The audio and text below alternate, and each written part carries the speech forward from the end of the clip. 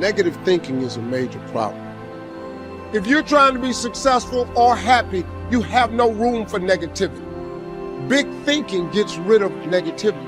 Dreams and visions gets rid of negativity. Now, what you cannot do is bury yourself by using your success compared to other people. See, success is not how far you got, because somebody always further than you. Success ain't how far you got. Success is how far you got from where you started. Life will push, squeeze, pressure, and attempt to make you bend at the knee. Some become a victim to life. Things happen. Pain, heartache, loss.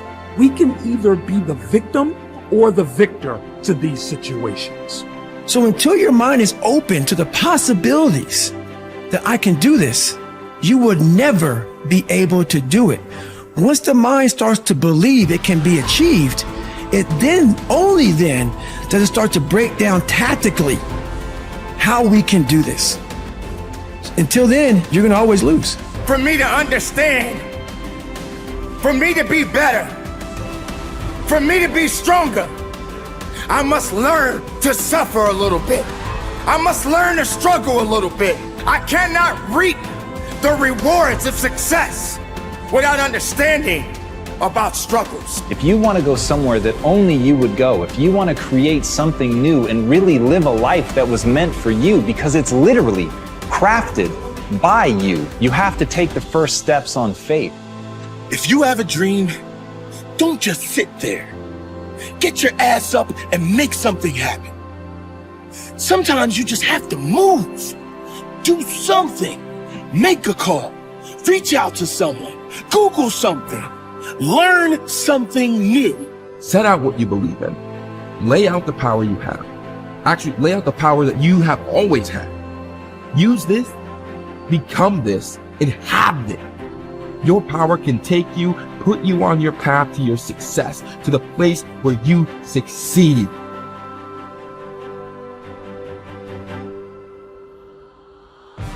You have, and you always will have this potential to improve, this potential to adapt, and this potential to change. This is what you've been working for. Go on and receive that.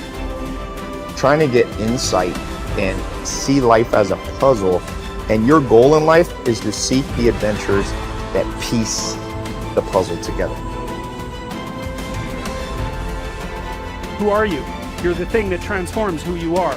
Now, you're also who you are, but on top of that, you're the thing that transforms who you are. You are the thing that is, and you're the thing that becomes. And you should put the thing that becomes at a higher place than the thing that is. That means you also have to allow yourself to shake off those things about you that you might be pathologically attached to, habits and people, for that matter, ways of thinking, all of those things. You have to allow yourself to shake those off, and that's more like a burning. That's why the phoenix is the symbol that it is, right? It's old and it deteriorates, it bursts into flame, and then it's reborn. It's like, well, do you want to be reborn? It's like, it's not the question. The question is, do you want to burst into flame? And the answer to that generally is no. But that's the wrong answer. The right answer is you let all that nonsense burn away. And you might say, well, I don't know what I should leave behind. And the answer to that is, that's a lie. You know some of the things that you should leave behind. All you have to do is ask yourself. You'll come up with a list instantly of 100 stupid things that you're doing that you know you could stop doing. Some of them maybe you don't know you could stop doing. It's like, well, fine, leave those alone for now. But there's a bunch of things you perfectly know well that you could stop doing that would improve your life. And so do that, see what happens. That's a good idea. What's really interesting is self-value, real self-worth comes from doing hard things. We keep talking about self-love. We keep talking about loving yourself, believing in yourself. That happens naturally when you go through something difficult. Everyone who's listening right now, I guarantee has been through something difficult. Maybe they lost a friend. Maybe they've been through cancer. Maybe they lost their job and had to rebuild. Maybe they completely got destroyed during the pandemic and had to figure everything out with their health. The point is, we've all done hard things, and self-worth and self-value comes from recognizing the hardship you've been through and the growth that you made during that time. Now, if you're someone who's listening and saying, Jay, well, I'm not sure I've been through anything that challenging, well, that's your challenge. Go and figure out what it is that you want to do that's hard. Is it developing a new skill? Is it getting a qualification? Is it starting that business or dream that you've always wanted to do?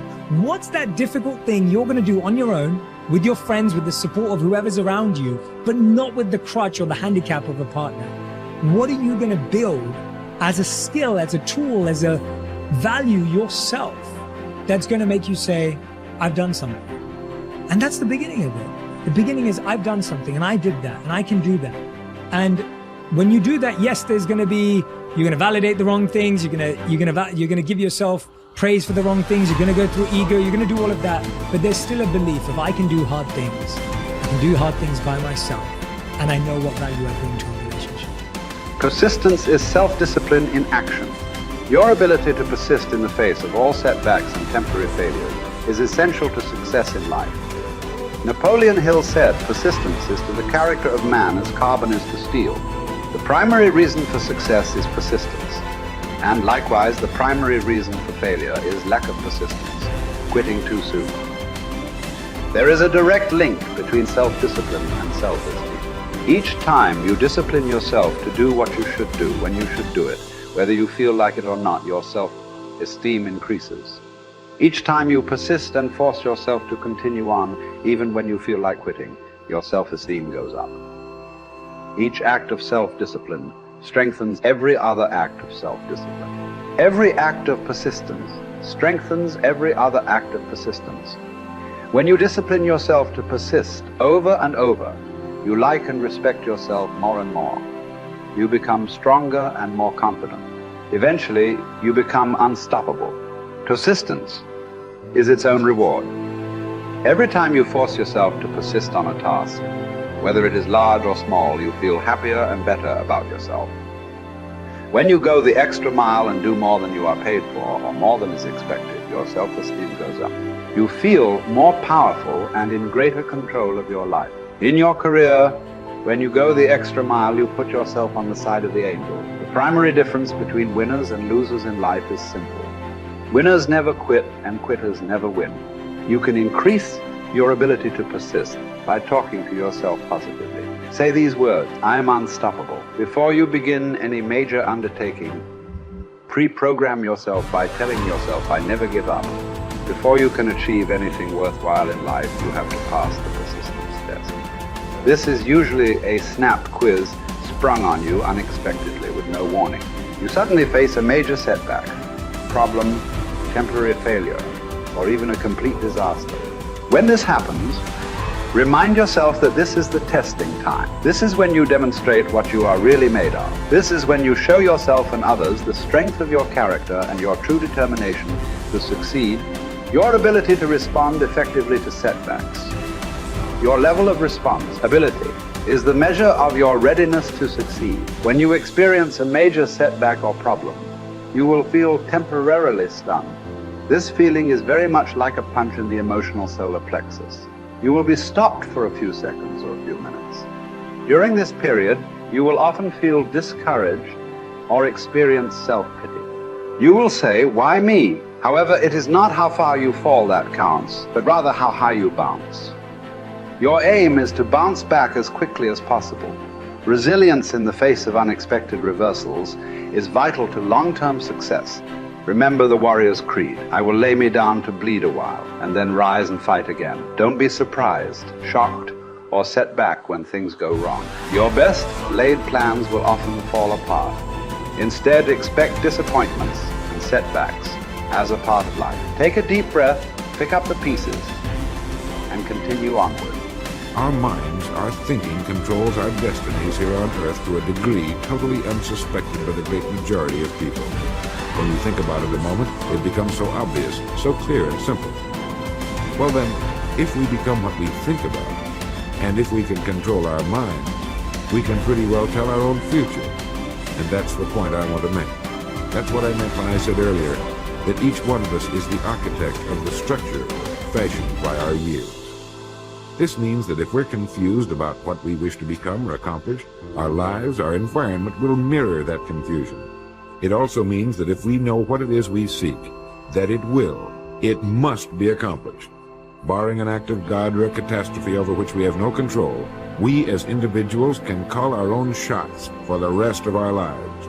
We can know what it means to go through life from one success to another, to play life according to the rules and reap the rewards. We can know what it means to have peace of mind and live calm, cheerful, successful lives.